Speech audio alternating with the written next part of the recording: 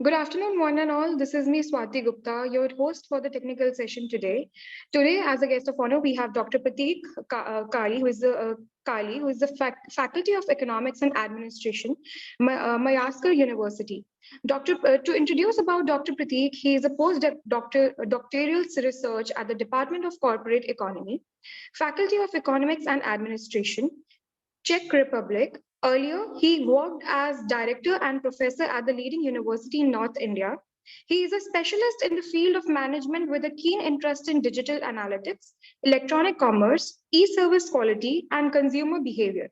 His articles are published in leading international journals like the International Journal of Operations and Product Management, Computers and Human Behavior, Journal of Innovation and Knowledge, the Journal, etc.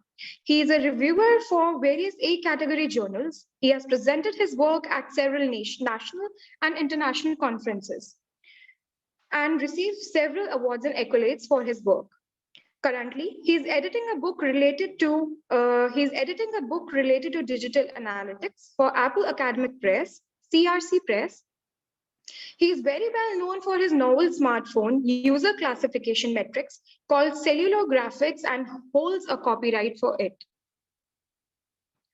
So I'm so delighted that you are part for this session for us today, and you are delegating and chairing this session for all the papers delegates who are presenting the papers in today's session. And also, I'll be personally very apologetic to you for holding this session above as expected time, which is in half an hour late. And I'm apologetic from whole faculty as well as from my side. It was just a delay in the inaugural ceremony. That is why we got delayed to start this session.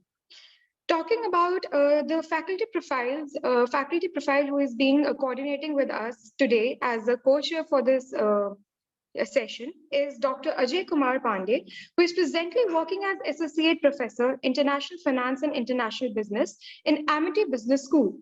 Amity University, Haryana, Gurugram is a versatile management. He is a versatile management accommodation and personality, which have built and honored and he has built and owned up through experiences of 18 plus years in academics and 8 years as exports manager in industry, totaling 24 years plus experience.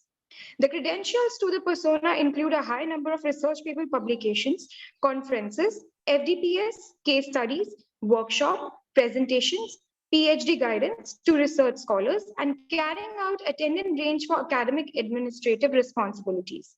The qualification frameworks consist of PhD in management, dual UGC NET in management and public administration, MBA in finance, and MBA in economics and public administration.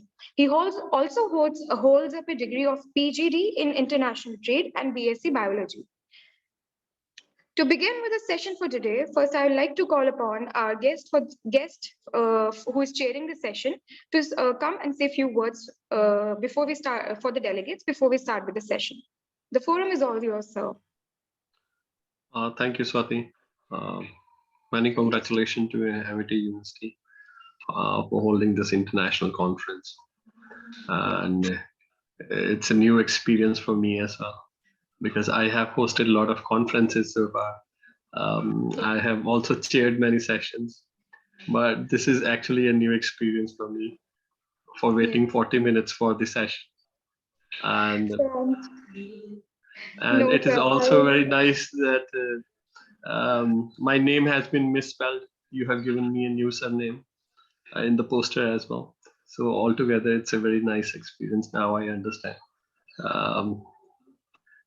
the international stature. Anyway, we will start the conference now, and I welcome all the participants to present their articles in this conference. Over to the participants. Yes, sir. Before starting with the sessions, the participants are being aware about being told about the rules before starting with it. So the rule for the session is that each participant would be getting the time limit for 10 minutes, in which 8 minutes they'll get for the presentation, and the rest of the remaining 2 minutes would be for the cross questioning from the chair as well as the audience. Starting with the session, so the first speaker for today is Ruby Gothwal and Pushpendra Gothwal, who would be presenting a paper on exploring sustainable human resource management and practices.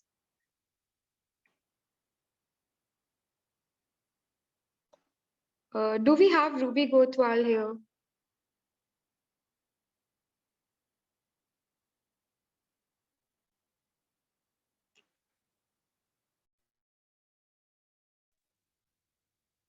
Pushpendra Gothwal, any participant from two of them who's present here? Okay. So we'll go for the next paper, that is Psychology of Optimism at Workplace, which is to be presented by Rohan Rawat and Mamta Mahapatra and Naveen Kumar.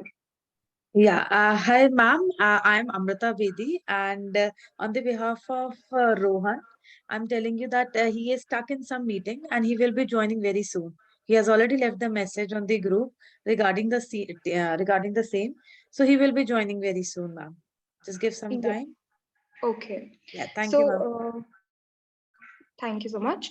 So till the time, we'll go forward with the next paper, that is Effect of Sustainable Human Resource Practices on Organizational Performance, which is to be presented by Rajimul KP.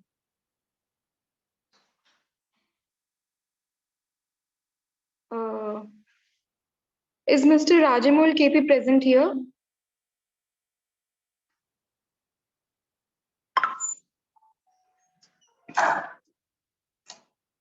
Talking about the next delegation, it is a paper to be presented on is migration of trained nurses, a challenge to attain sustainable development goals in Indian healthcare sector, which is to be presented by Mr. Robert and Alicia James.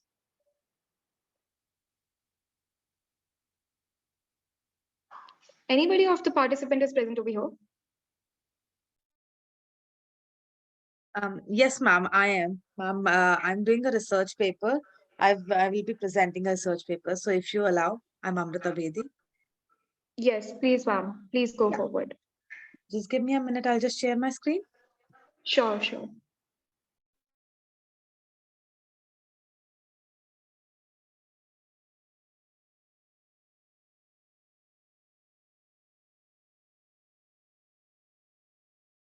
I hope, ma'am, is it visible?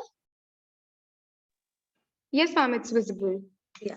A very good afternoon to one and all. I'm Amrita Bedi. I'm a research scholar from the Amity University, Noida. And today's my topic it will be psychology of green management and its impact on employee engagement.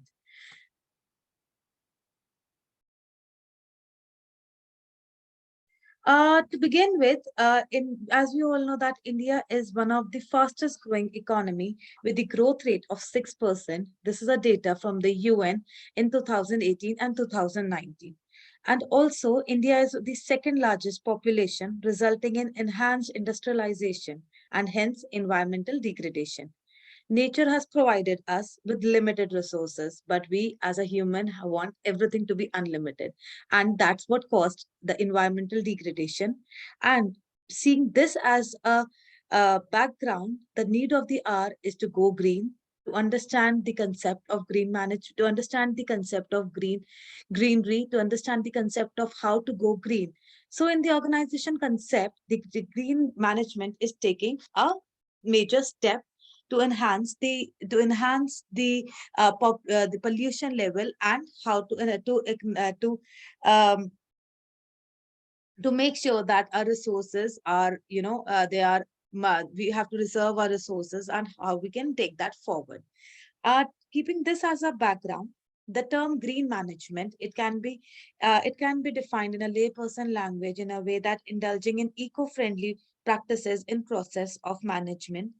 There are many initiatives which have been taken by the government uh, to preserve the resources, and in the banking sector the more and more of the electronic methods have been opted out. There are the less of the usage of papers have been taken care that the people are more indulging into electronic ways. Then there are the finance ministers. He has recently announced that 600 crore of green initiatives in the union budget according to 2011, which majorly deals with the promotion of the green management. Also, the Ministry of Corporate Affairs of Government of India has taken a green initiatives in the corporate governance, and he has make sure that the stakeholders are in the, they are more indulging into the electronic form of method in for example, emails, addresses, and the dispositionary participants are there. So this is a way that the government are taking the initiative to promote the green management. Keeping this as a background, let's move on towards the review of literature. John R. Rothenberg in 2007 on his paper stated that corporate now embrace green management or corporate social responsibility as a path to improve their management function and operations to enhance the competitiveness. There are another study in 2001, which is done by Holiday, which state that shrinking the environment footprints is more than just right thing to do, as it generates tremendous value to the organization. Company must direct towards the sustainable development for long run and faces the challenge to meet it.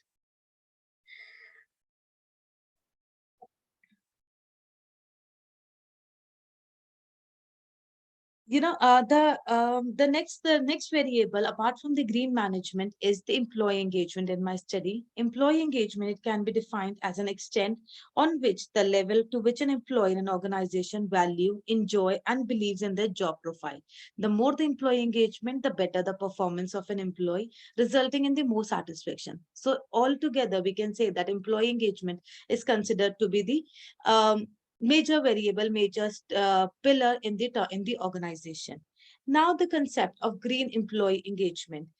Green employee engagement can be defined as the energy an employee puts in his green work-related tasks, the willingness to exert the efforts at the green level, how much efforts he is putting up to understand the need of an hour about going green.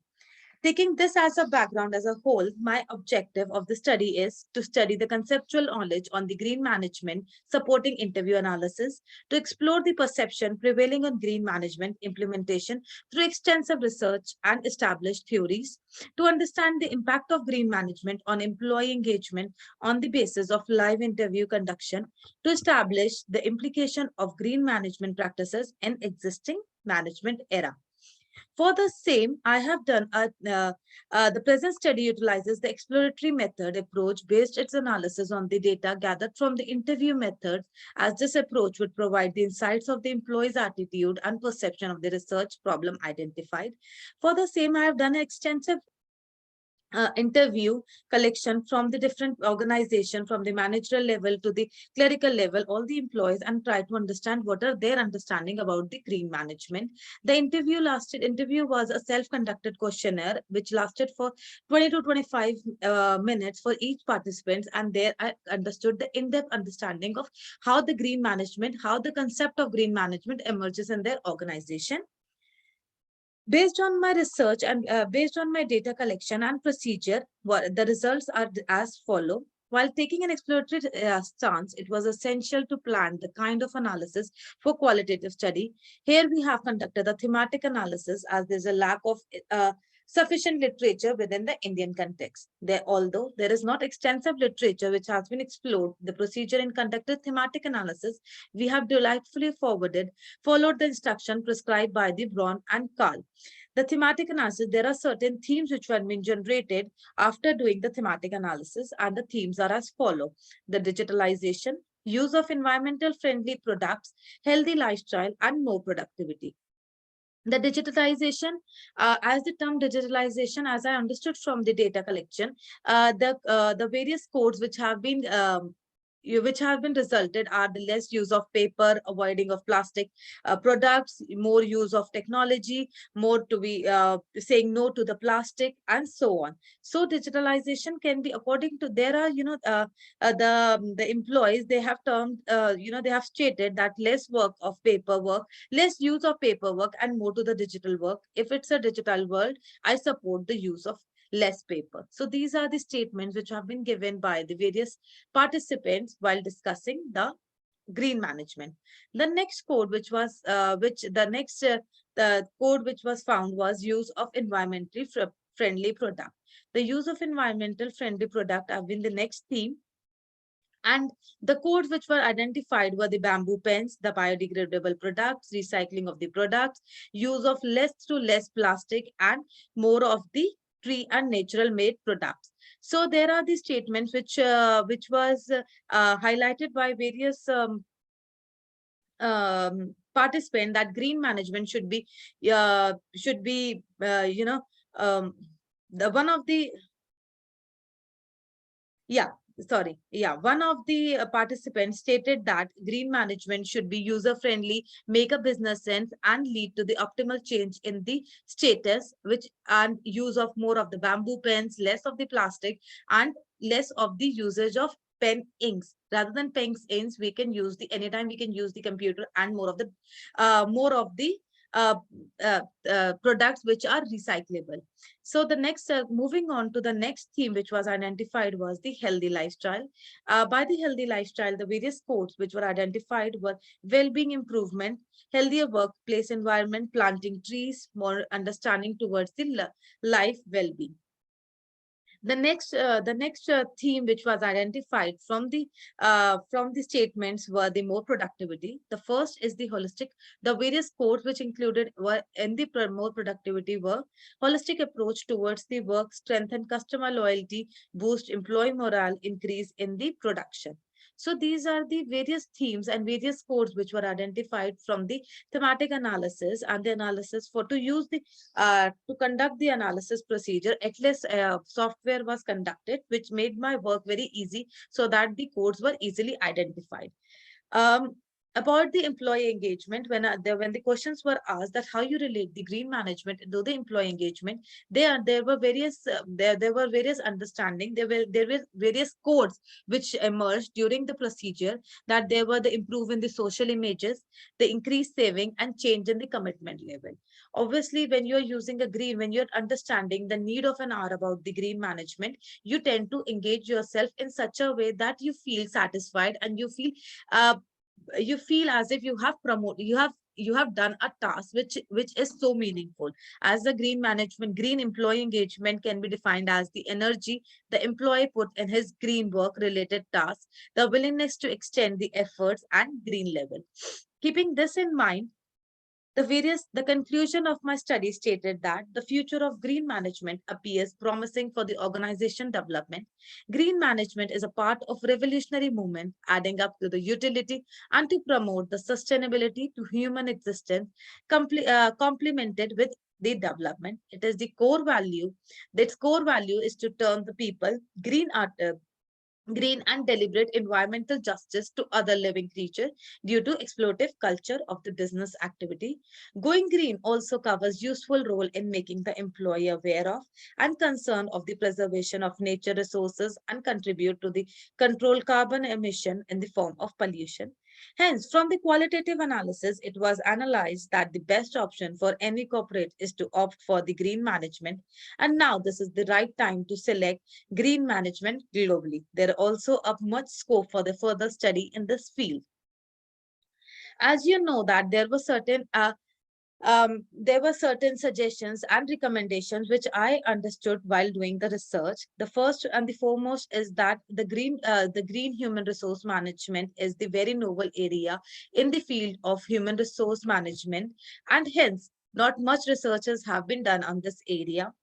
This implies that there is a very limited information regarding to the green management. With this in mind, it is apparent that there is not many organizations that embrace the concept, with a major gap existing in this field. While taking an interview, I would personally share my experience that while taking an interview from the government, from one of the organization HOD, what I understood that in our organization, it's just the term. We just hardly use the green management just to show that yes, our organization is a developed organization and it is leading to the MNCs. So, but in practically we just use paper. We are much more comfortable with the papers. We are much more comfortable with our old school method. So that was the review which we received from the participant, from the one of the leading participant. And that clicked me that there is a need to understand the alarming situation. And when the senior level employees, they are they need to understand this concept so that they can teach the employees, the lower level employees or their colleagues the same. So the another suggestion which I found very useful is that some of the organization have already invested and embarked on the implementation process of the green management, and hence the corporate green policy and should form a good sample representation. Taking this recommendations and this suggestions that there have been less studies, there have been less literature of review in the Indian context, I found the various implications regarding the same.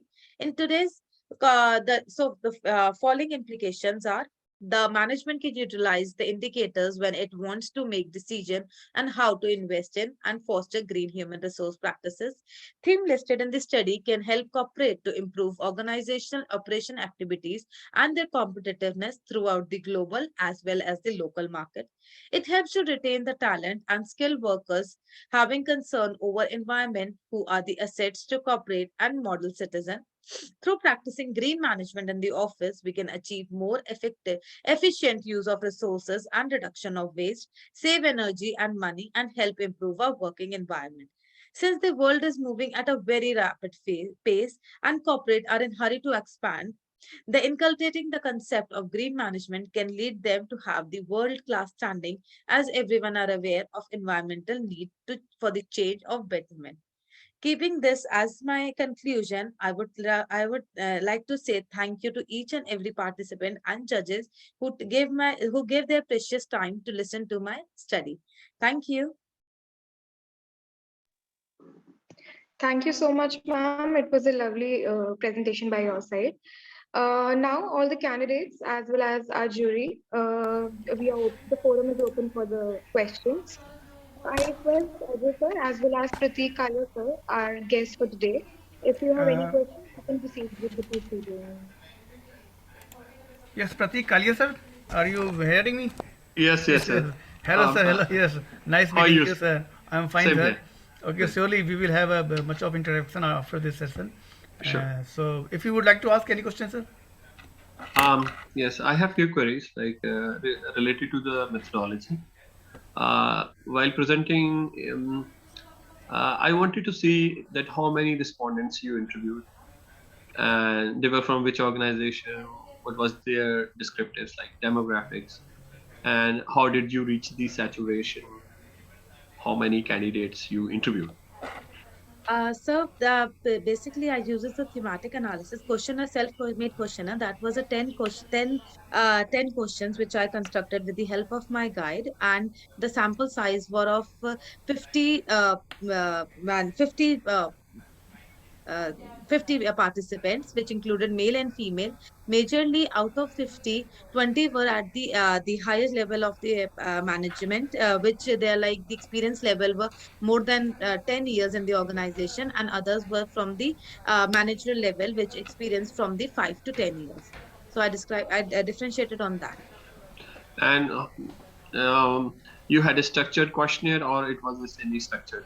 It was a semi-structured. It flowed with the float. I had a recording with them, and I made them the consent that the recording is confidential and the name and the organization name won't be disclosed. But the Yeah. organizations are the many of the organization are in the big five organization of India's. So I try to cater the majorly MNCs which represent India in the broader scale, so that I want to understand what are their psyche behind the green management. And No, I just I wanted to ask whether you gave them a structured question or it no, was they it were was free a to semi-structured. I had a register. set of 10 questions, but while doing it, because I did a in-person interview, so while discussing flows with the flow, and there were many questions which crop in. So, Okay. And how did you analyze this data? Did you sir, use I some? uses the Atlas software to analysis transcript. I first had a transcription, then I put the transcription in the Atlas software, and from there the themes were and the codes were Okay. identified. Okay. So also, I just wanted to give you one suggestion that you can make the discussion a research question once. Okay, okay, sir. Like you, while you are answering the question, your discussion should be answering each of the research question.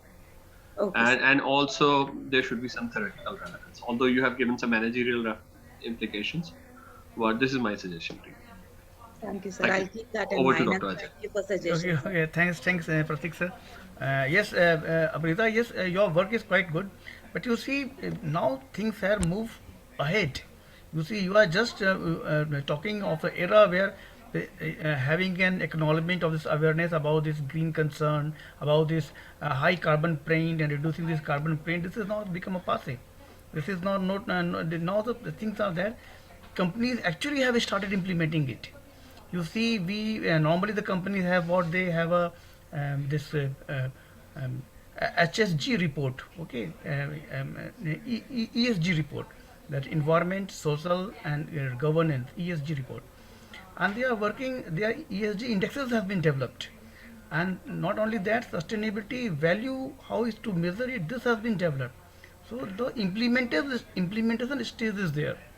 So the study that you have conducted, it just reveals that there is just an acknowledgement of this fact that consumers, everybody is now aware of this green concern. They are aware of this reducing the carbon footprint.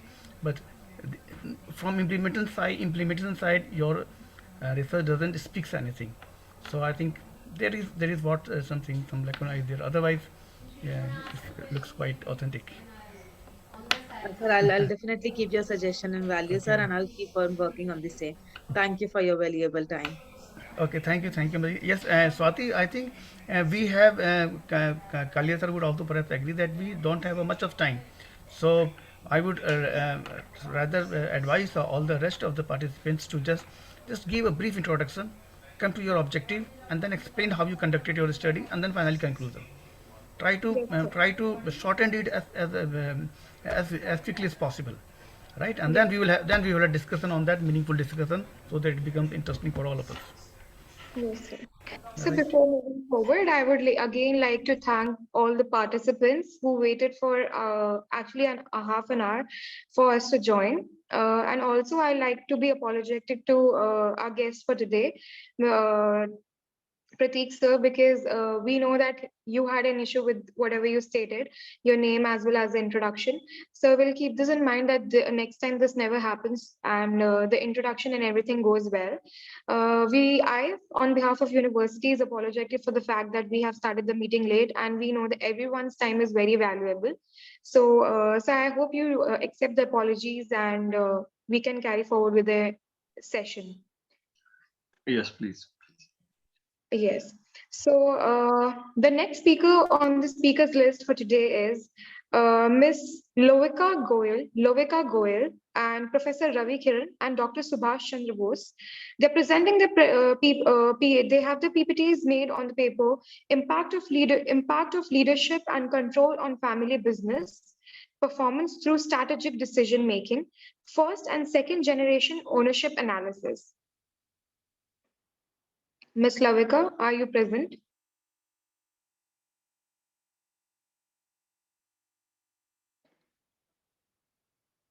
Okay. So the next speakers on the speakers list is Ms. Swati Parmar, who is going to present on green HR practices for sustainable organization. Yes, ma'am. Yes, please, ma'am. Please. Yes, ma'am. Yeah, good evening, ma'am, and good evening, all the panel members who are there. And just give me a second, ma'am, to share my screen. Sure. Just a sec.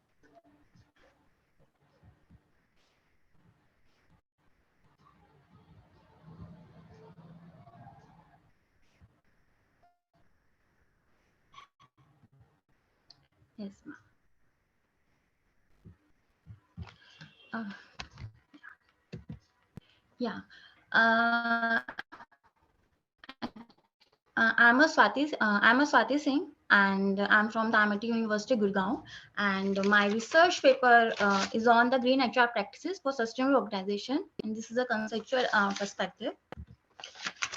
First of all, we have to know what's the green HR. Green HR is mainly an emerging concept in the field of management, which explain the integration of environment-friendly practices, which with HR department of organization in order to achieve long-lasting sustainable growth. And it can lead, if any organization apply green practices and the green HR role, then it can lead to the reduction in cost and a more satisfied workforce and the attitude toward the environmental issues.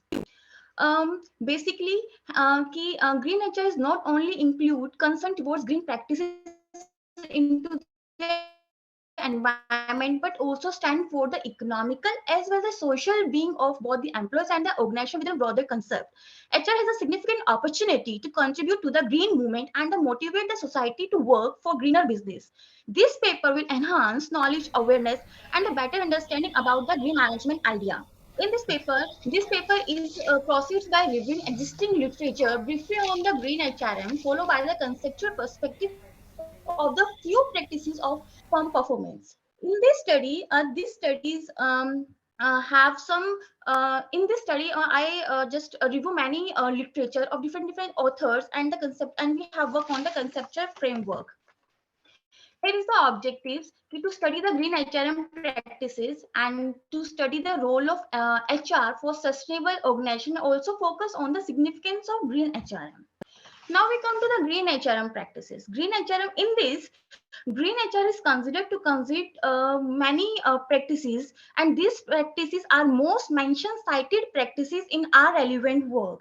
Since different authors have different opinions with regard to green HR practices, and these are the practice in green compensation and reward. Many authors give their different opinions, like green rewards can attract, retain, motivate employees while developing new knowledge, skills, measures of achievement. Green reward can be used monetary and non-monetary, as according to the some of many authors, that can be used to achieve organization sustainability in organization. As green performance management and appraisal, in this includes system for evaluating employee performance as part of environmental management process. Green performance management include some framework of green standards that are implemented or applied to all the employees in performance appraisal, including environment incidents, responsibilities, carbon emission, etc. Now, training and development. Green training and development, environmental training focus on educating employees about technical standards and regulatory requirements and developing new technical skills to meet those requirements and standards of the organization.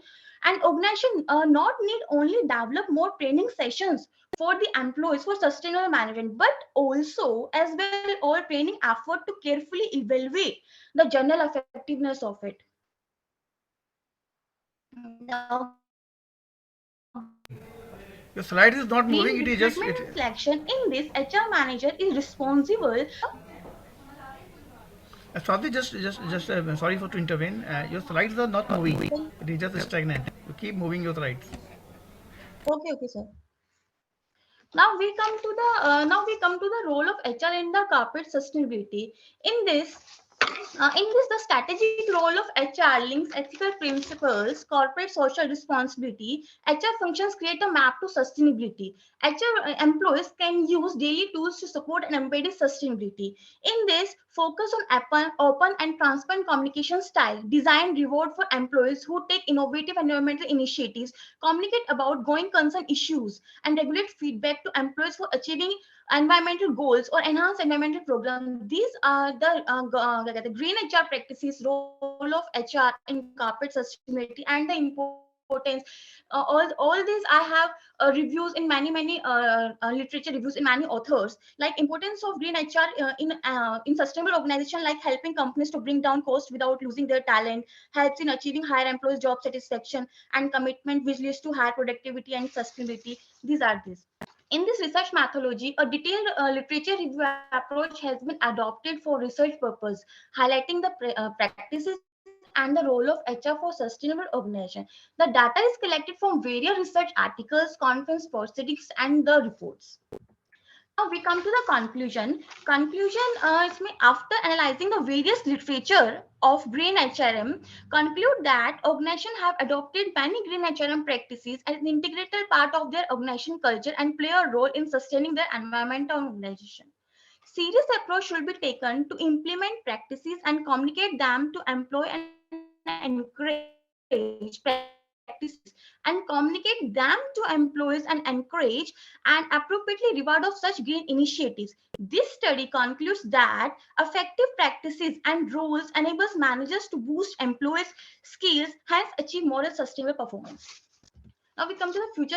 After the this study, here are some future prospects. In this, the future research should focus on how the green HRM practices support and influence of green HRM practices in respective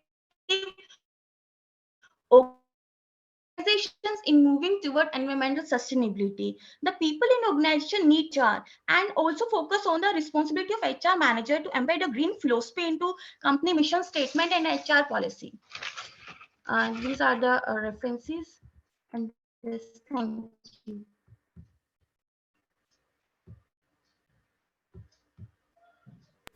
Okay, Am yes. I audible? Yeah. Kalia sir, yes, you first, you Thank give you your so inputs. much. Yeah, thank you, Swati, for your presentation. Thank you so much, And sir. I have a few questions. First, Yes, sir. what are your basic research questions? So my research question is that कि my मतलब study on that कि focus on the green HRM practices.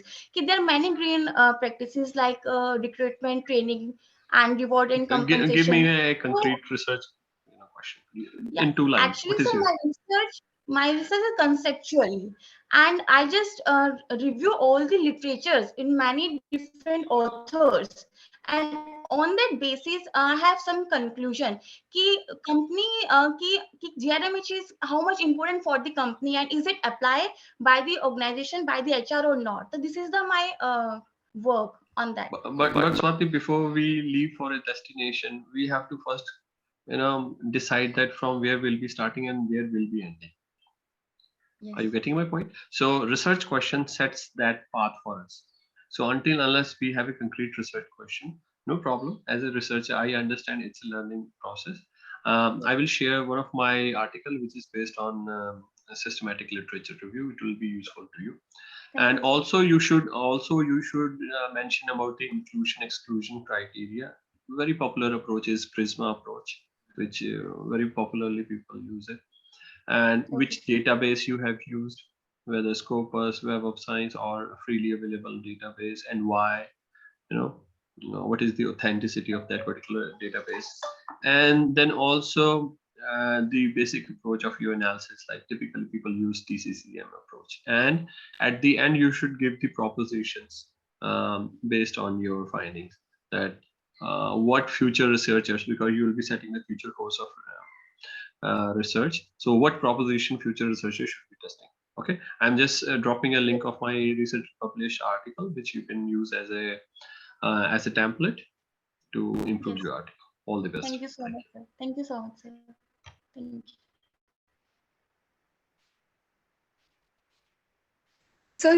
Sir, you are muted. Please unmute yourself.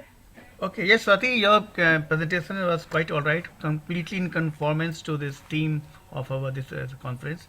But you see, you are talking about green HR practices, right? Yes, sir. And how they can contribute towards sustainable organizations. So Yes, sir. I just even could not make out of it that what are those green HR practices and how they can lead to building up of a sustainable organization.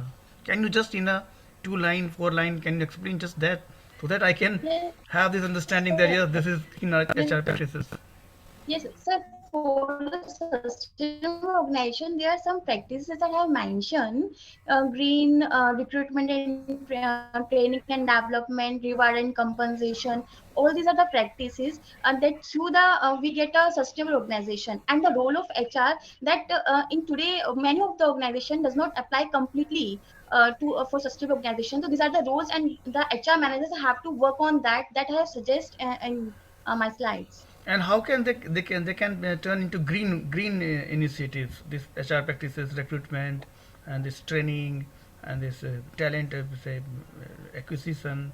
They, How can this can be turned into green practices?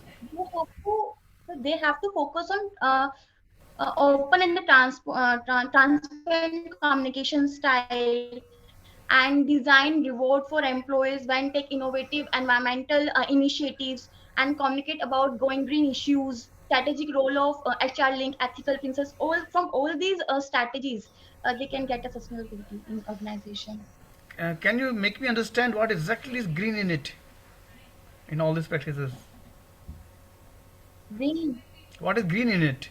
What is it in it? Suppose we, when we talk about this sustainable management, we say abbreviate it in terms of say ESG, environment, social, and governance. Yes. So how can this is say if you look at this concept, ESG concept, so how can this green HR practices be having some this environment aspect, social aspect, and regulatory aspect, governance aspect, so that we can say it can be classified as a green practice. Sir, just say by use paperless work, Right. by use online recruitments, like we use just offline recruitments. Ki people come into the organization, so during that period, time consuming and all these factors. So they have And to be a virtual recruitment and they the use paperless. transportation. Transporter causes pollution, so to that extent pollution can be saved, right? Okay, all right. So yes, Swati, yes, your paper is at a very conceptual elementary stage. You must enrich it, okay, so that it Yes. becomes a meaningful one. And those who read it and those who listen it, they must have some knowledge out of it. Okay, so so just try to make it much more meaningful. Yes, Swati, Yes. move on, and move on to another candidate. Okay. Thank you, sir. Thank you so Yes. much. Thank you, Ms. Swati, for this presentation. Now, Thank you. the next on the speakers list, I'll repeat for them again.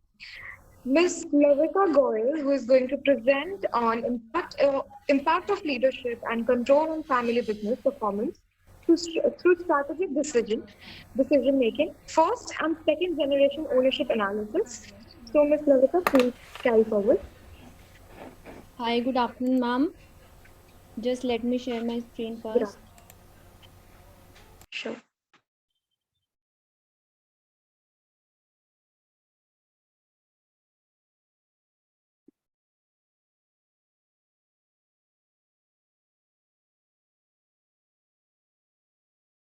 Ma'am, is my screen visible? Yes, ma'am, it's absolutely clear. Okay. So, good afternoon, everyone. My name is Lavika, and I'm a research scholar from Thapar Institute of Engineering and Technology, Patiala. And I'm working under the guidance of Professor Ravi Kiran and Dr. S.C. Bose. So, today, the topic of my paper is Impact of Leadership and Control on Family Business Performance through Strategic Decision Making, First and Second Generation Ownership Analysis. So this is the table of contents. I'll start with the introduction, abstract, introduction, review of literature, objectives, methodology, analysis, discussion and conclusion, and end with the references. So the introduction of the study is that family business is a business that is owned and managed by members of a particular family.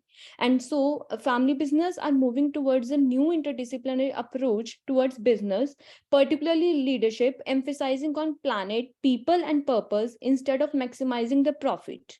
So, today, to sustain the prosperity and wealth, it is expected that new generations should enter the family business and actively involves in strategic decision making for managing and controlling the business. In family firms, the owners are usually engaged as the leaders, and hence they play an essential role in defining the organization culture, which in turn influences the performance related outcomes. Now, there are different types of leadership style, and as per the existing literature, and any one leadership style may not be ideal for every situation. But it has been found that the autocratic leadership style predominated in the family business.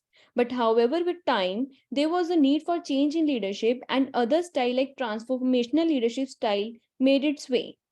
So, for the current research, the first generation involves the decision making power with the founding generation, and the second generation is defined as the firms with next generation of founding members of the family. So, the papers try to identify the difference in the leadership style adoption through the analysis of leadership style in first and second generation, leading to the change in management control and strategic decision making.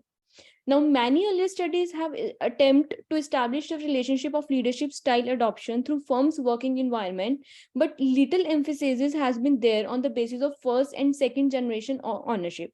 This leads to many unsolved questions like how does the generational shift impact the performance? Is there any transition in the leadership style? And are certain leadership styles more suitable in the family business? So all these questions need to be collated through strategic decision making to see the impact on business performance. So these are some vital questions that we need to introspect and examine in depth. So next comes the review of literature. It has been divided into different parts. First is generation-wise analysis of ownership in family business. Now, according to Dyer 1988, in the first generation, the power to take the strategic decision is more centralized. And whereas the next generation firms prefer participative decision making by involving on the family members. According to Robert and Lussier 2010, even if the family firm passes a multiple generations, some of their managerial practices remain same to some extent. And according to Aditya Darwan 2020, in terms of financial performance, there is a significant difference in first and subsequent generations in managing their debts and earnings. So next comes the strategic decision making and business performance. Now, decision making basically means selecting a course of action among the alternatives, and it is at the core of its planning. And business performance represents the measure of outcomes, goals, and aspirations that are important to various stakeholders. Now, as I already told you that several studies have established a relationship between decision making process and business performance, but how decision is taken and when it is taken, it heavily depends upon the style of leadership. So the current study measures the business performance through a balanced scorecard as it takes both the financial and non-financial factors. It is identified by David Norton and Robert Kaplan by considering the four factors, that is financial perspective, customer perspective, innovation and learning perspective, and internal business perspective. So the objectives of the current study are: first is to examine the leadership style adopted by the first and second generation in family business. Second is to examine the impact of organizational and attitudinal factors in the formation of leadership style in first generation and second generation. And third objective is to design a framework showing the linkages between organizational and attitudinal factors, leadership style, and performance measured through strategic decision making in family business in both the generations. So the research methodology, the current study uses a survey-based technique for data collection from respondents who owns and manages the large and medium family business in the Punjab state of India. So we used a stratified random sampling for selecting the medium and large family firms through MSME Development Institute, Punjab. And also the structured questionnaire was designed by adjusting the questions on 5-point Likert scale. The questions were randomly presented to mitigate the order effects, and the responses were sought from 100 owners who owns and manages the family business. So the study used the structural equation modeling, that is partial least square method, to achieve the objectives of the study. So the study covers two leadership styles. First one is autocratic leadership style, and the second one is transformational leadership style. So it is based on the dominance of organizational and attitudinal factors that are influencing the leadership style. And the study uses the scale of strategic decision making by covering human resource practices, strategy, finance, marketing, and sustaining competitive advantage.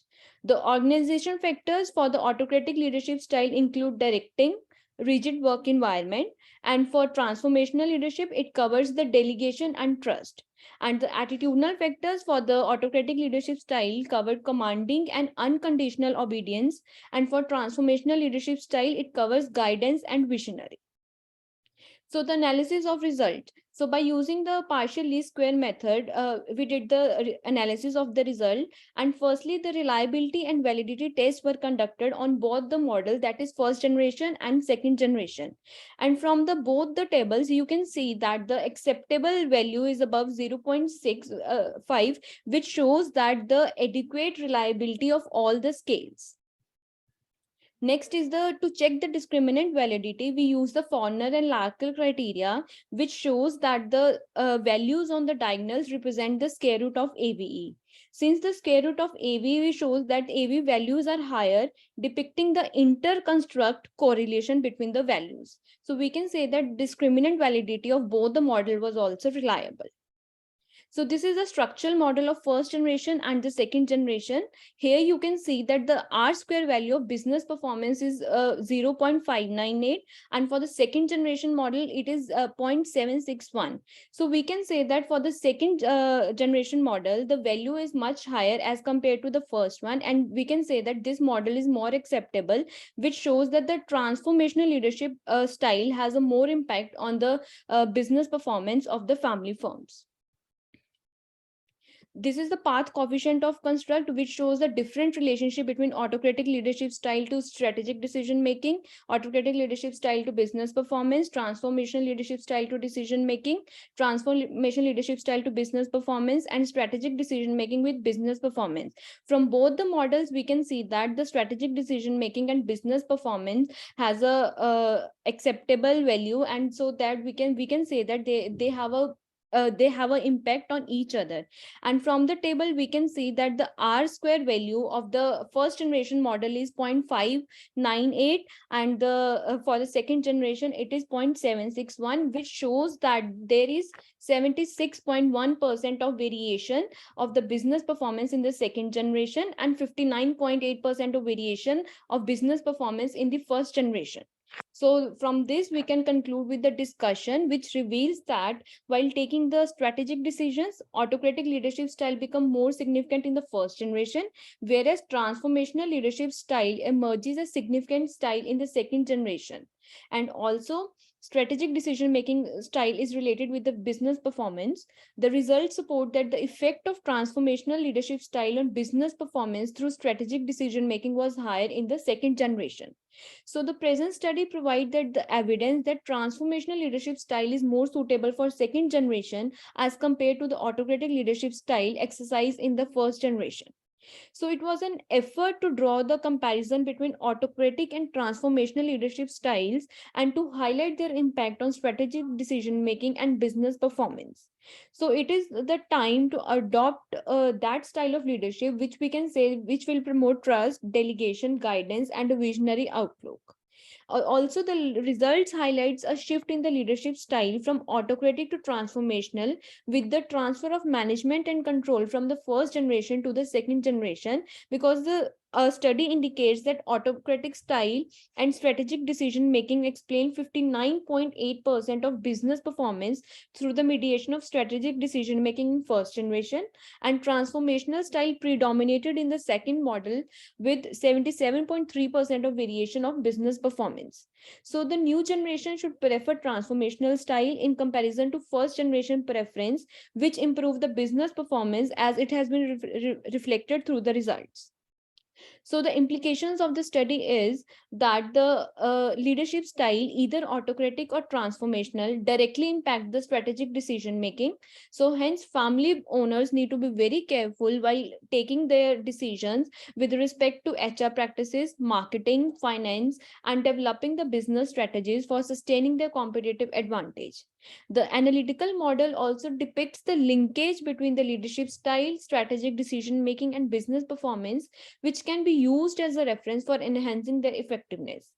Since results imply that autocratic style dominated in the first generation, the leaders of second generation need to adopt a transformational style to be influential in their decision making, which will positively impact their performance.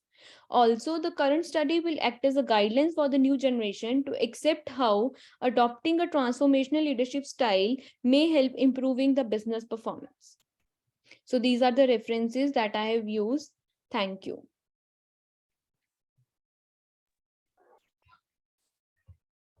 Thank you, Lavika, for your presentation and nice study based on PLS, smart PLS. Yes, sir. And I also like such kind of analysis. I love PLS, and everybody is working on PLS these days. Thank you, sir. So, because it's because when you give the implications or the theoretical, it's very black and white. There is nothing in between. You can, Yes. because the data is quantitative. Okay. So my first question to you is, how do you differentiate between first and second generation? So, like as I told you in the my introduction, only for the first generation, I took the uh, founding members of the family, that those who have actually started the business. And for the second generation, I took all those members that are directly or indirectly related with the family after the founding members. So this was the differentiation of first generation and second generation. Basically, the first generation is the founding members. So you differentiated with age. I think it's age criteria that you have must have applied.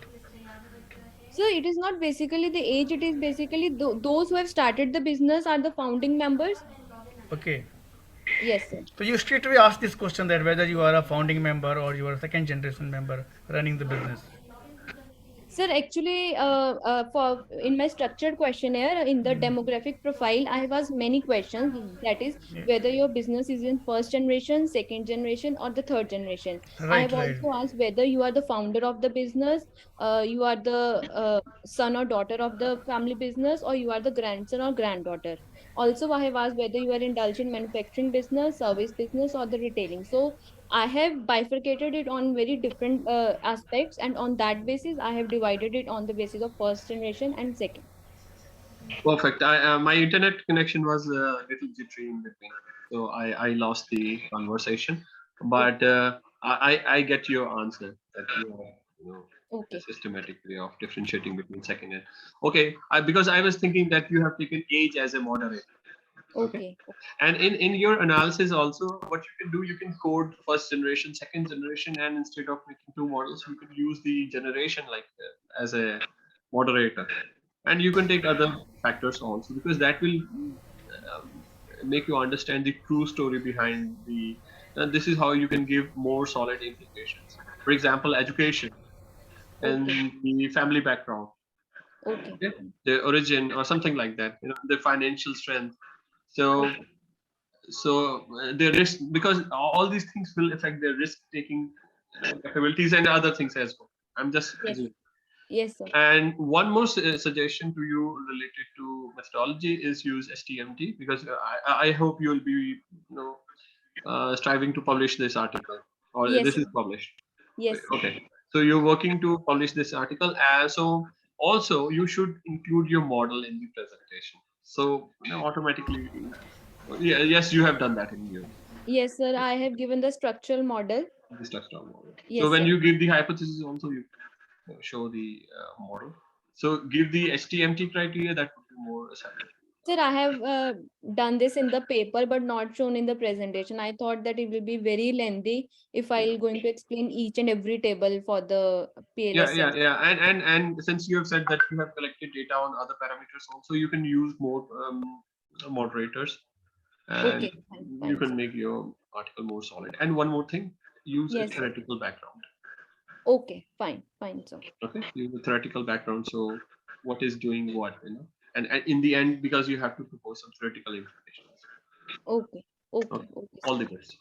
Thank you, sir. I'm sharing two articles which are quite similar to this. Maybe you can follow. Okay, They'll be helpful. sure. Thank you. That's great, sir. You are sharing conservancy articles also. It will help them and it will expand their knowledge also. So I too will go through this articles that you have been sharing. Okay, yes, Lavika, your work is quite commendable one. And Thank you, sir. what is your dependable variable here? So, Dependent variable. sir, I have taken strategic decision making as a mediator between the leadership style and business performance. Business performance. So business performance is your final dependent variable. So, Business business, yeah, business performance becomes your dependent variable, and in mediator is your mediator is this strategic strategic decision making. Yes, sir. strategic decision making, and Yes, sir. your conclusion states that for the second generation this Mhm. strategic decision making gets enhanced and it leads to uh, better business performance Yes, sir. and enhanced business performance, right? Hmm. Right. Yes, sir. And okay, all right, yes, you have concluded is quite all right, and this conclusion is a now a worldwide established say conclusion. So many research has been conducted on this family businesses, and most of this family business research conclude almost the same the same conclusion that you have stated, that the second generation, third generation, they are more transformative, and and they have enhanced the business, they have grown the business, and all that. And here I would like to use the example of the Karol bag, Karol Bagh in Delhi, right? There was a Harvard case study on that, on the Karol Bagh. And when the first generation they came in, they are the refugees from the Pakistan, and they were allotted just a very small, say, kiosk type of, say, shops. And their third and fourth generation is going on, and their third and fourth generation are so prosperous that they have a worldwide operations. They are into exports, and the third and fourth generations are, say, Harvard educated, Stanford educated, from the well educated family backgrounds, and they have the same conclusion, that the conclusion that you are having. Okay. Okay, so you see, now this is going to be, as this has become an established fact worldwide, that this family business is going through a transformation, and this transformation is the transformation leadership means what, involving other stakeholder as the decision Yes, makers sir. also, and Right. sometimes becoming even the passive owner of the company, and Hmm. then through this specialization they are enhancing their performance. So yes, your this research work is a quite a valid one, and it has obviously, as Pratik sir has the Kalia sir has pointed out, you can get it published in a very good journal. Yes, sir. So Thank you. thank you for that. Yes, Swati, you may take up for next presentation. Yes. Thank you so much, Ms. Lavita. It was a lovely presentation by your side. Thank you. The next on the speakers list for today is this Ms. Anuja Sharma and Dr. A.M. Jose. Professor Dr. A.M. Jose, who is going to present on the sustainability of water access in slums, a comparative study of two slums in the National Capital Territory of Delhi. Do we have the participants for this presentation? Okay. So without wasting time, I will go with the next speaker for today. The next speaker on the speakers list is Ms. Tanya Chauhan, who is going to present on exploring corporate Rishi Mantra and human quality development for sustainable human resource practices. Ms. Tanya?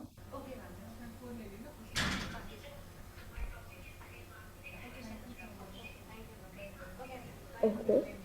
Uh, next speaker for today is Ms. Samanpreet Kaur Kapoor and Dr. Sangeeta, who are going to present on understanding people priority for retirement planning study of Delhi NCR. Do we have the speakers present?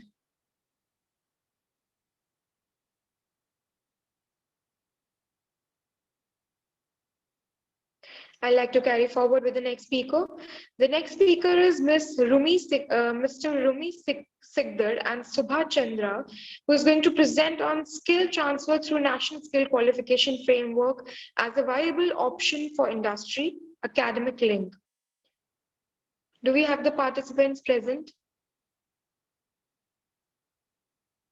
The next speaker is migration of trained nurses, a challenge to attain sustainable development goals in Indian healthcare sector, to be presented by Alicia and Mr. Robert.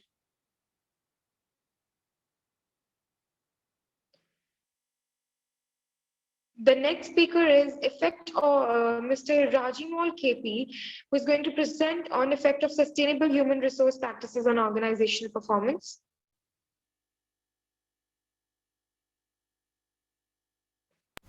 What, no one is present? So most probably, there are only two of those participants now left. I'll repeat for them as well. The next speaker would be Mr. Rohan Rawat and Mamta Mahapatra and Naveen Kumar to present on psychology of optimism at workplace. Ma'am, he is joining. Just give 2-3 minutes. He is just joining. He gets just over by his meeting. So another 2-3 minutes and he will be joining. Okay. The next speaker is Ms. Ruby Gotwal and Pushpendra Gotwal to be presenting on exploring sustainable human resource management practices, opinions and consequences. Do we have the speakers for this paper?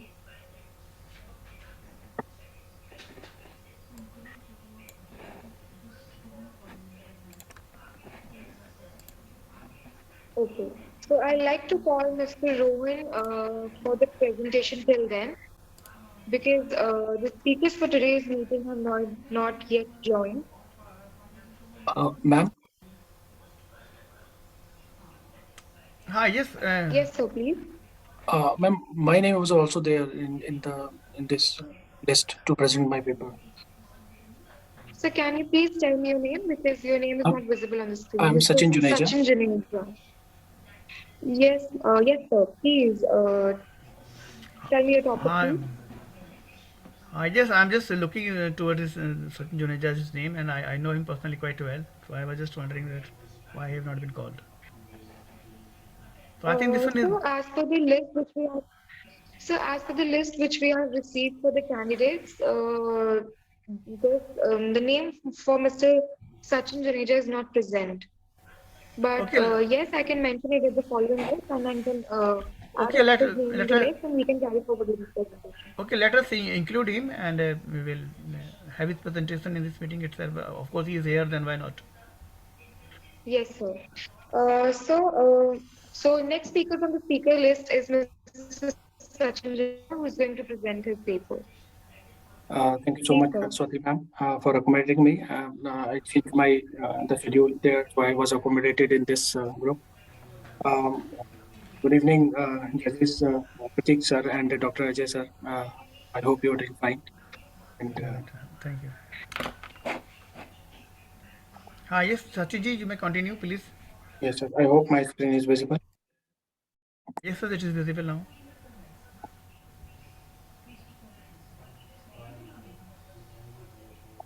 So your slide is visible. Please begin it from the first. Sure.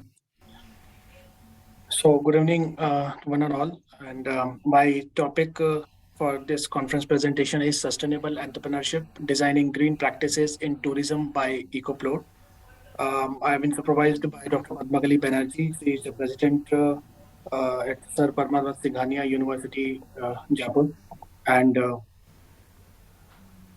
that stays with the growing population and aggressive depletion of natural resources impacting environmental degradation at a very faster pace.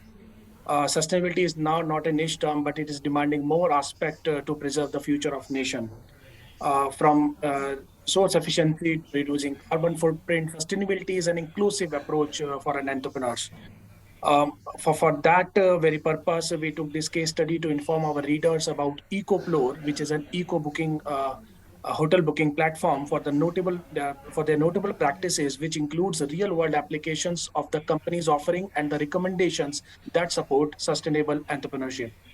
The study that also shows how to promote sustainable initiatives by making them more popular with the consumers, facilitating with the transition easier, and raising awareness to the threat of nature. The study goes on to discuss further distinctive benefits of the sustainable entrepreneurship, including long-term economic and national benefits and broad business expansion potential. The key findings of this case study is to have a clear knowledge of sustainable business goals before implementation for the real purpose of sustainable entrepreneurship. So, as the introduction says, the sustainable entrepreneurship, it refers to the discovery, creation, and the exploration of the entrepreneurial opportunities that contributes to the sustainability by generating social and environmental gains for others in society. It aims at producing innovative products, policies, and processes which reduce the social and environmental impact and improves the way of living in a substantial way. Report published by the Britland on Environment and Development in 1987 this coined the term sustainable development, and which is defined as the development that meet the needs of the present without compromising the ability of the future generation to meet their own needs. Sustainable development have major five components such as conservation of the ecosystem or environment, conservation of the biodiversity of the planet, sustainability development of the society, conservation of the human resources, and population control and management. It was first introduced by the Rio process initiated at the 1992 Earth Summit in the Rio de Janeiro. Persons or the organizations contributing sustainably to sustainability development with their core businesses can be called sustainable entrepreneurs. So, when we were doing the study for this tourism sector, it was found that our economy, which is 121 billion currently as of now, is supposed to grow $531 billion by 2029, which is shown with a clarity that tourism is anyways critical for our Indian GDP. Our Indian tourist visits our country, and that's very much requirement for an FDI push as well. But as per 2018 study, tourism sector accounts for the 8% of the total carbon emission in India. 60% of that emissions comes from the travel, deforestation to build road infra, real estate, construction activities, degradation of rivers through poor sewage facility, and so on, that contributes to the carbon emission and the pollution from the tourism sector. Problem that were identified here was that because sector has a lot of growth pressure, that leads to depletion of natural resources.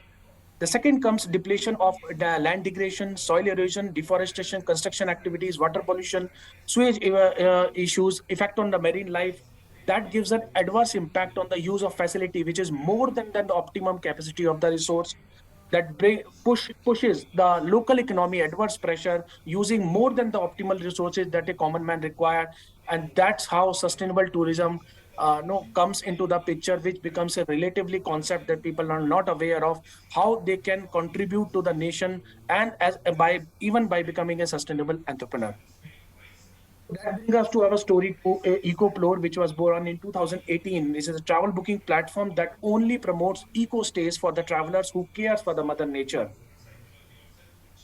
So what they are doing is their all activities are nature-centric affair.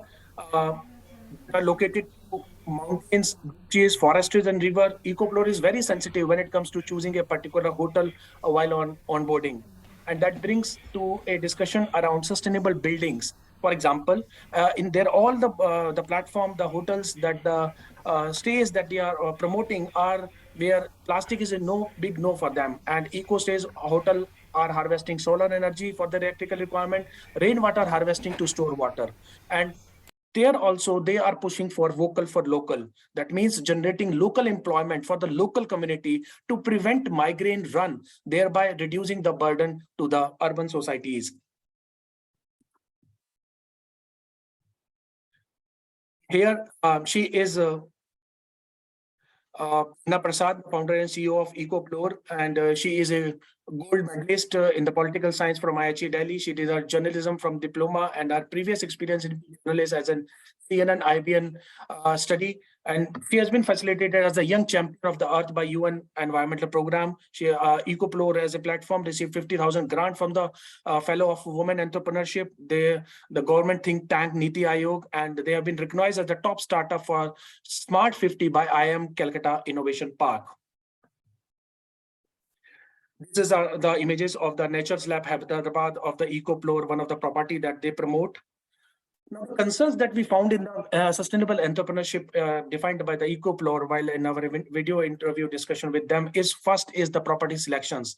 So as per the study conducted by the Known Carbon, a European Union organization, the carbon emission by the eco hotel is only 9 kg, whereas an average hotel emits 75 kg and luxury hotel emits 1,000 kg per night. That's a carbon emission that they do. So their selection criteria is at least 30% of the campus has to be covered in greenery. Majority of the building should be from made, mud, wood, stone, bamboo, and other natural materials. Accommodations should be close to forest, waterfall, mountain, river, and they should cultivate their own vegetables. These were some of the selection criteria that they do. And with this brings why it is not been so promoted, or why people are not aware of, or why people don't take forward the sustainable entrepreneurship aspect is first, the traveler knows less about the sustainable tourism or stays. There are a lot of hygiene concerns, and this term is basically overly used just by saying that the particular hotel is sustainable, not becomes like this. While our in discussions, the following things comes out. The sustainable entrepreneurship is about doing responsible business like EcoPlore, ensuring sustainable practices to follow at their listed hotels and stays. That's how they have been recognized for fulfilling SDG 12 goals. Thereby, they are increasing the income of the localities, improving the local employment generation, reducing burden to the societies, which shows that as a sustainable entrepreneurship, You should have a flexibility with the persistent. That's a keyword to stay with the agenda to promote green entrepreneurship practices for overall good use.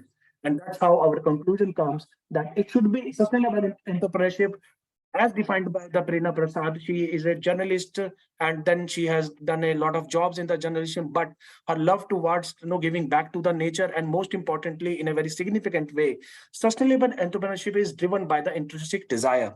That means you are giving a meaningful growth while keeping the nation interest at minds. The one of the problem identified in the discussion was that no the venture capitalist, the other people, they don't see much value in these kind of ventures because they are a very niche, and second, the ROI is very long term. So the recommendation comes out to be that investor interest should see this as a long term business growth with a sustainable model. Tourism sector should be given more awareness on the sustainable alternative initiatives at the school and the college level. That's one of the major agendas highlighted in the case study, that at the school level, at the university level, these kind of competition as well as sustainable projects to start with, so that the student thinking starts coming out into this aspect, not just another IT app or something. And that's how the major emphasis was also on the government intervention that provides ample opportunities, increase incremental funding to such startups, in turn supporting the nation's objectives and growth.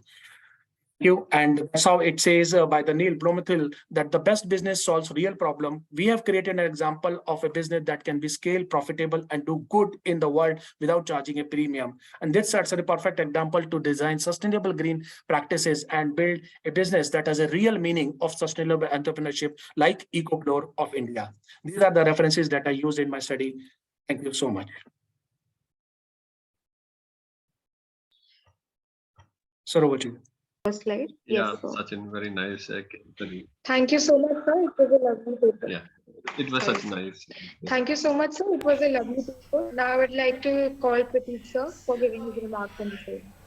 Yeah, so during the case study, I was also going through the website, and quite interesting. And especially since I'm working and living in Europe, and there I would find that such kind of initiatives are much appreciated, and they're very much into carbon neutral products. And but one key point is the cost benefit related to eco-friendly products, because I have also done a study in which we were studying whether the customer would like to buy a bamboo toothbrush instead of a plastic toothbrush. So the cost of a bamboo toothbrush was little higher. So yes, it would be very nice to study more, write more on this particular topic. Yes, sir. And I would love to collaborate. Keep in touch, and I'll drop my email ID. Sure, sir. And all the best. Thank you so much. Thank you. Yeah, Sachinji, thank you very much for this elaborate and real life case study on sustainable ecotourism. So it's really has provided so many insight that tourism sector can even become eco-friendly. And as you see that it contributes, I just shocked to hear this, that it contributes 60% of this carbon, the carbon emissions that is there in the environment. 60% of it can be attributed towards this tourism sector. Actually, sir. That high much of carbon imprints are there by this tourism sector. So this is, of course, then this type of efforts become more meaningful. The Yes, sir. eco tourism that you have discussed all about, and this type of initiatives are really more meaningful, and more like such initiatives should come up. And of course, there would be a very significant improvement in what you call it, say, ESG index. ESG means what? Environment, as for social, and G for governance. So we normally measure this sustainability development through this ESG index. Right nowadays, there's also many extensive talks on ESG index. So I hope that with tourism sector coming, adopting this green practices, this ESG index would certainly would improve. Sure, sir. Definitely. So yes, you have really provided a real insight into what is going on into this tourism and travel sector, and how they can contribute to a sustainable management. Thank you, Sachin. Thank you, sir. Thank you. Yes, Swati, now over to you. How much more are left out and call them. So there's one more paper, and I'd like to thank Mr. Sachin Juneja. I'm sorry, Mr. Sachin Juneja for this paper because being a student as of now, I'm also working on the tourism sector on a paper in context to Kashmir. So thank you for making me learn as well. Sure. Pleasure. The next speaker on the speakers list is it's basically Mr. Rohan Rawat, who will be presenting on psychology of optimism at workplace. The paper speakers entitled for this paper is Mr. Rohan Rawat, Ms. Mamta Mahapatra, and Mr. Naveen Kumar. Okay, thank you so much for the invitation. I hope that I'm visible as well as audible to the panel. Yes, sir, you're audible and you're visible. Well, thank you so much, and I really apologize for the delay. I actually was in the meeting with the HOI, and so I'll start with my topic by sharing this screen. Okay, Yes, sir. okay. Hoping that my screen is visible to you. Yes, sir. The screen is visible. Okay.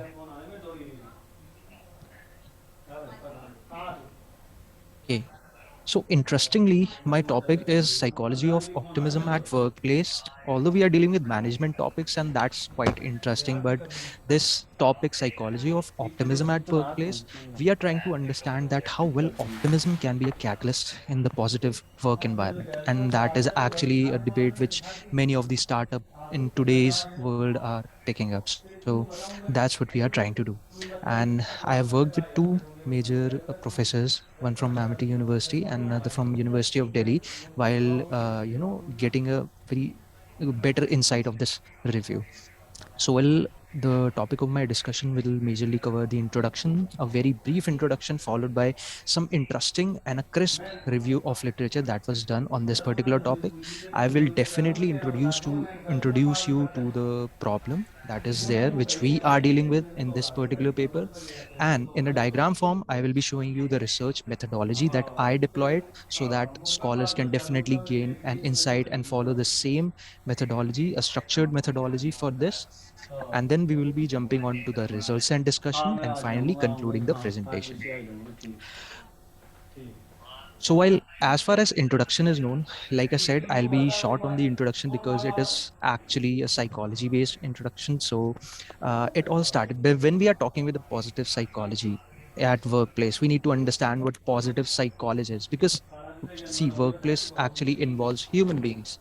So when we are discussing with human beings, then ultimately we need to understand their psychology, because everybody is interacting. Whenever you are punching in for the day and then you are moving on with your work, you may definitely interact with your employee, and a positive work environment, positive interaction, and that positive psychosocial trait is very necessary for an organization's productivity. So it all started with the positive psychology movement, and Seligman is actually the father of positive psychology movement. So he started this movement. And interestingly, the question that why optimism at workplace, why optimism?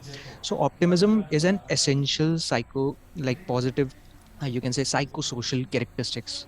Besides resilience and optimism, resilience and wisdom, optimism is an essential psychosocial trait which is necessary for positive psychiatry. So that is for the general population. Connecting my entire research with the organization, I would like to, give a brief review of literature that was done in our this particular topic of optimism, because we are studying optimism at workplace.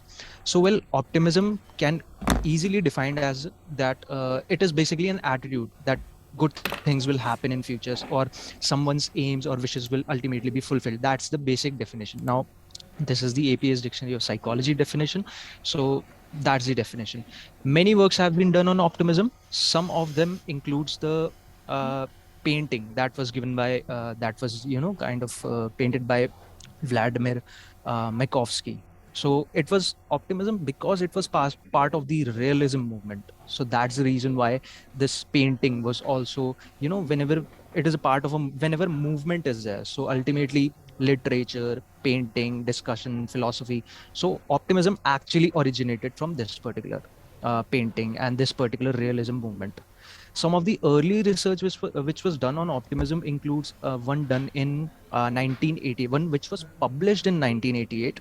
The research was actually a survey in which the survey was actually carried out in 1976, and the survey analyzed the optimism of approximately 30 countries over a decade. So, an interesting data was presented by the researchers in that research paper.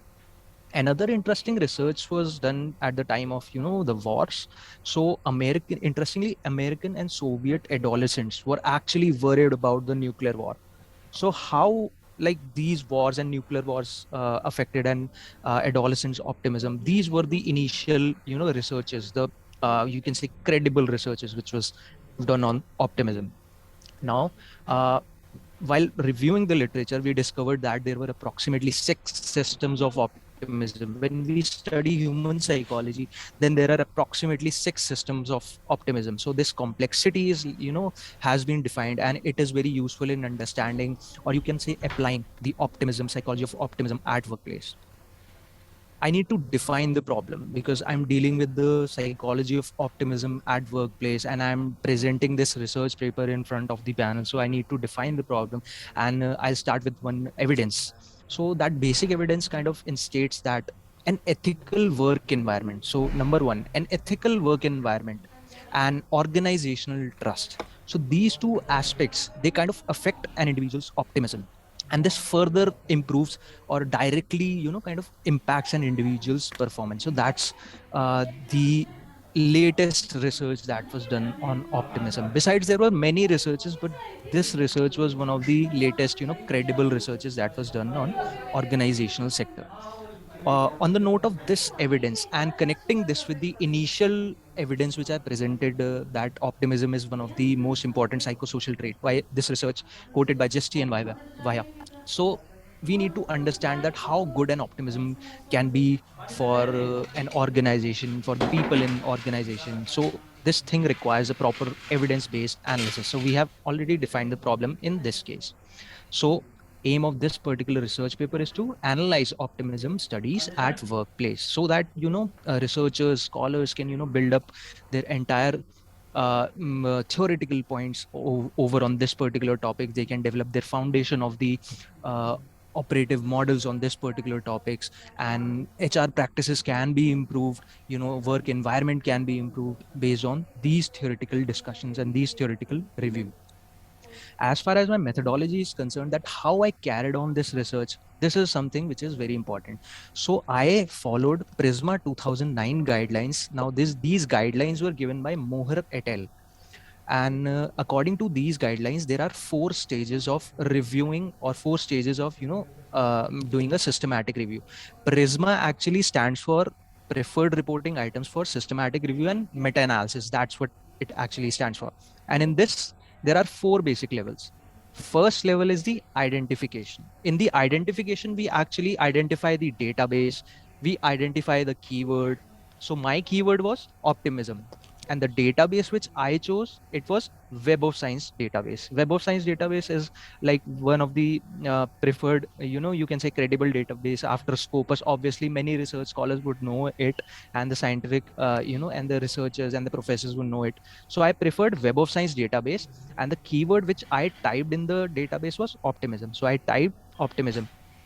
I chose the year 1988. 1988 was the like the oldest of the publication that was there for these researches, and up till 2019 only. Reason being because after 2019, COVID pandemic came, and interestingly, COVID pandemic and the lockdown and many other variables, these external variables can severely have an impact on all these studies. So that's the reason why up till 2019 researches were considered. So this was the identification of my research database and my keywords. Second stage is the screening stage, in which I screened almost all the results that were there.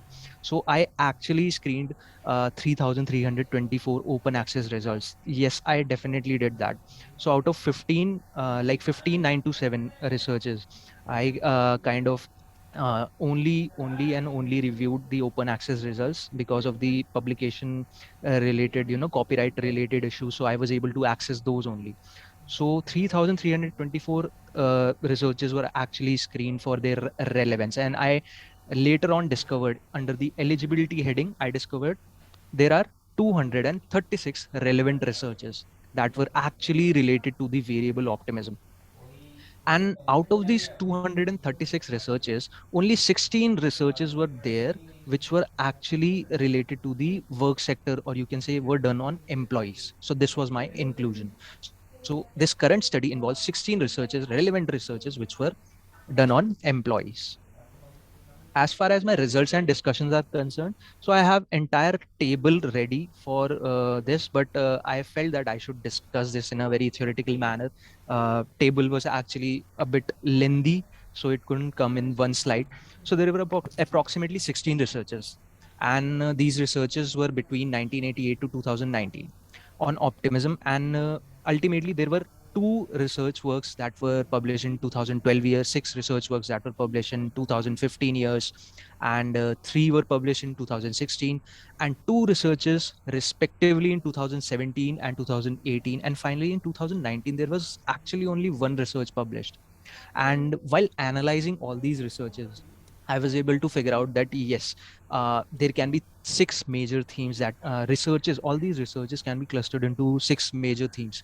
Now, these major themes were the optimism in education sector. So there were few researches which were collectively done for in the education sectors on teachers, analyzing the academic level optimism.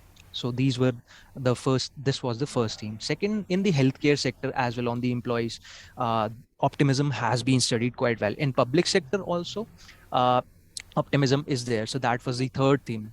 And there was another theme in which researches were done on multiple sectors as well, and in some other interesting professions. So mixed sectors became the fourth theme. And finally, optimism has also been applied, or you can say studied, in the enterprise, specifically on enterprise, by understanding the what is what is the actual firm value or productivity. So they have specifically analyzed that. Finally, my last theme was very essential because I need to be, very applicative while discussing things. So I need to give something in this presentation. So how can we actually measure optimism, or how can discussion related to optimism can be applied at workplace? So possibly figuring out that was also, so there was one research papers related to that as well. uh, I would like to straight away discuss more things while in these themes that my entire study summarized up to very crisp and core findings. And these findings are very interesting. And one of the finding was that academic level optimism, so academic optimism, it actually affects an individual's success. And it actually affects leadership. It also enhances the self efficacy, and you can say that that zest for work. So that zest for work is actually also very, kind of effect. And all these things, the leadership, the success, the self efficacy, and the zest for work, these actually kind of improve the quality of education. All right. So in the teachers, it kind of helps is the optimism can play a very vital role, because I am also from in the teaching sector. So I can definitely, I was definitely able to relate with these findings that were there. And second interesting finding, that authentic leadership was actually found to be related with the work engagement in medical sector, in healthcare sector. So in nurses, to be specific, nurses, or researchers who were there in healthcare sector, in medical sector. So authentic leadership was found to be related to the work engagement. It kind of has a effect, relation between them. And surprisingly, optimism and trust was able to kind of affect that relationship, or you can say mediate that relationship. One of the interesting finding was that this was in the healthcare sector. And sometimes whenever we are indulging in research, whenever we are indulging in, you can say, medical sector, so there is a sense of uncertainty whenever we are dealing with a client in, healthcare sector. Though there is a form of uncertainty whether we will be able to save the client. In research, whether we will be able to find the ultimate results or not. So there is a sense of uncertainty. Optimism kind of helps in coping with that uncertainty in the healthcare sector employees. So it plays a very vital role. Next interesting finding was that optimism actually affects an individual's psychological well-being and organizational citizenship behavior in the public sector. So all those employees who are working in the public sector, optimism kind of affects their psychological well-being, and it also affects the organizational citizenship behavior temperature that they carry in their work. And all these things further improve the service quality, and that's what we are dedicating to the society. Our service quality, for a better organization, service quality should be up to the mark, and that's how the optimism plays a complex and a vital role in that. Another finding was that optimism has been found to in enterprise. Now this is the interesting research which was done in enterprise. So optimism kind of helps us in enhancing the productivity and the firm value. So that's something which is important because it affects the dynamics of the entire enterprise. So that's how optimism plays a very vital role.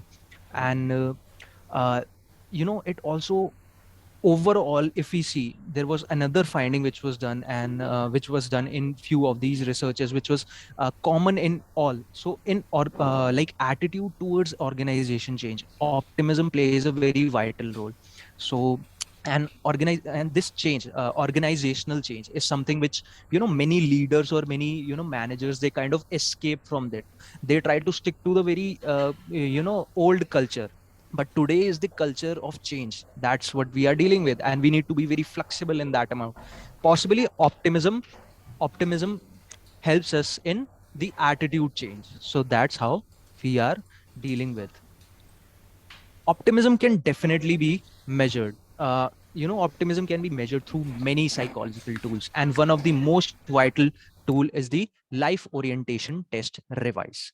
So life orientation test revise is very small and very crisp psychological tool. It has 10 questions in it.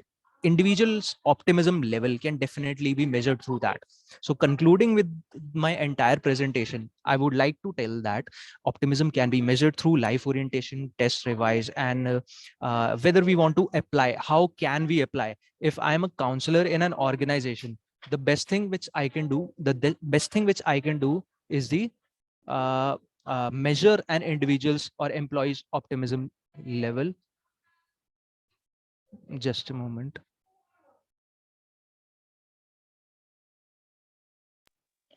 So I think you should wind up because we are running short on time. I'm really sorry. So yeah, so how I can apply this, tool in the organization, how I can apply optimism in the organization is like very easy. Whether an employee has, disturbed form of working, or we cannot see that level of productivity within an organization. So what I can do as a counselor within the organization, I have this tool of measurement. After taking the consent, I can definitely measure an individual's optimism level. There are many exercises to deploy optimism in the organization. One of the exercises, like sentence transition exercise. So it is a very easy exercise. Even you all can practice that in the organization. So whenever we say that, okay, metro ka example we can take. So if I say that I let's say I don't want to, let's see that in metro, I don't want crowd. Let's say metro shouldn't be crowded today. I just pray that and hope that metro shouldn't be crowded today. So this is a sentence which involves something which you are escaping from, the crowd. So you should transition or transform the sentence into the fact that I just hope and pray that metro should be empty today. So that is the exercise, Okay, the okay. sentence transition exercises that we give. So after giving this exercise for a week as a counselor, we can definitely observe that individuals' thought processes are also changing. Their cognitive drill is in action. So the thought process actually changes. And after that, we can again deploy this test. We can measure an individual's optimism. You will see a difference in the optimism. The optimism would have increased. So life orientation test revise can definitely help in doing that. And this can be applied at a longer pace, also working at many up level. So with that note, I would like to end this presentation, and I hope that this particular review would help in understanding this importance of optimism at workplace, so that we can clearly deploy that in a day-to-day life. Yes, all right, Rohan, your presentation was quite good. But before making any remarks, I would like to uh, call Pratik sir to have his view on this presentation. Thank you, Dr. Sir. So, Rohan, I have few suggestions for you. Okay. Yes, sir. And one is that you have not included those articles. You have only included open access articles. Okay. Yes, sir. Yes, sir. So That's a I would limitation. rather suggest you to collaborate with someone who is having a database access. For example, for me, Yes, it's sir. no limitation. I can access database for Scopus, Web of Science. So because that is more important. Generally, open access, I'm not saying they are good or bad, but you should include other articles as well. So that will make your study more concrete, because the number of articles you could extract are only 16. Yes, sir. For a good SLR or theoretical, or this kind of article, you should at least have at least 30 articles, so that you make the gist of all the information and the knowledge in own. Because more articles you have, more concrete gist you will be having. Sir. And another thing, that you could have added keyword. You only added string is very important when we are doing a bibliometry or SLR based article. String is extremely important.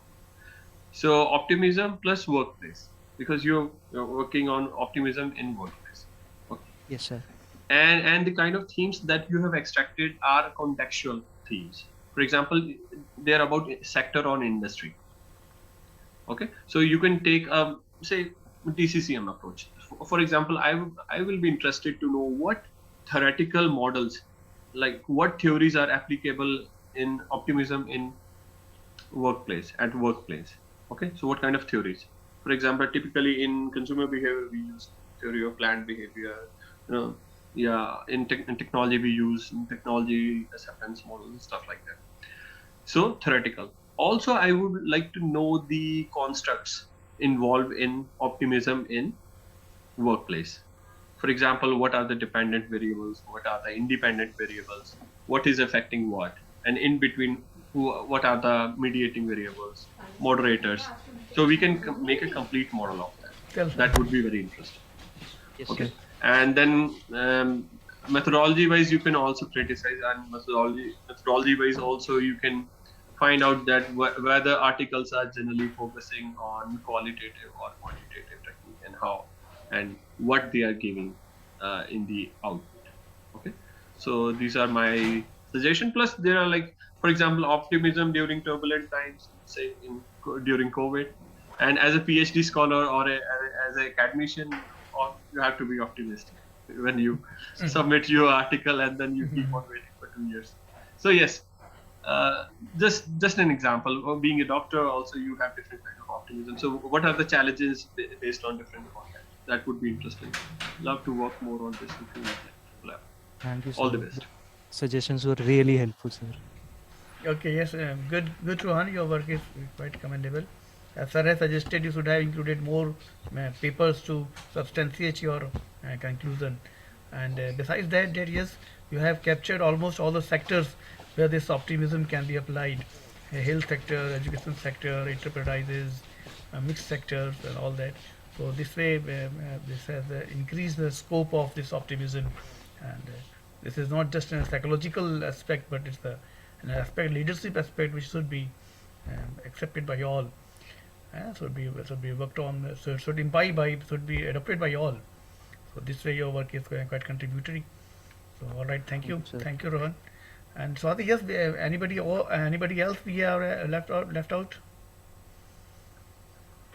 No, sir. These were the participants present. So to conclude with the session, I would like to call our guest for today. Am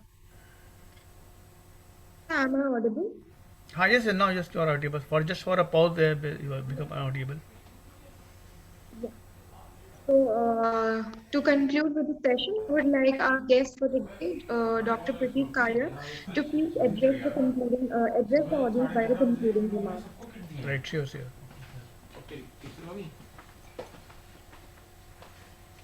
I will keep the conclusion very short.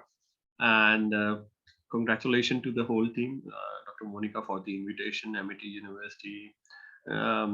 Good to see Dr. Pandey, and good to see Swati, all the participants. It was lovely listening to the different ideas.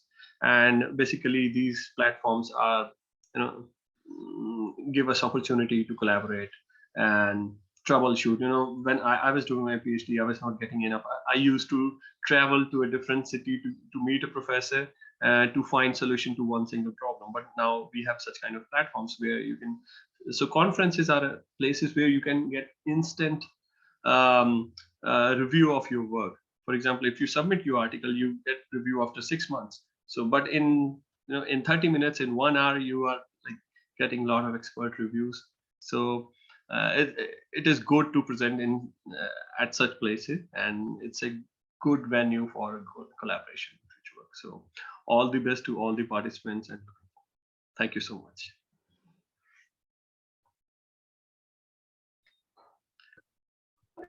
So you are on mute.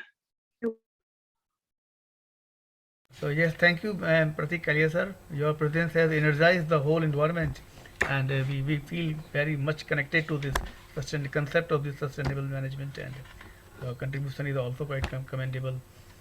And you have given so much of insight to all these scholars, those who have worked on.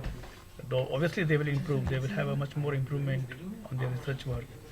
And yes, I was very keen to, when I gone through your CV, or in brief introduction. So I was just very keen to, why not meet Pratik sir? If you have, I have a good opportunity to meet Pratik Kalia sir, and he's a very good economist, and I think you are doing your postdoctorate work in Czechoslovakia. Yes. Right. So initially you are from Delhi. No, basically, originally from Punjab. Okay, you are from Punjab, right. Okay.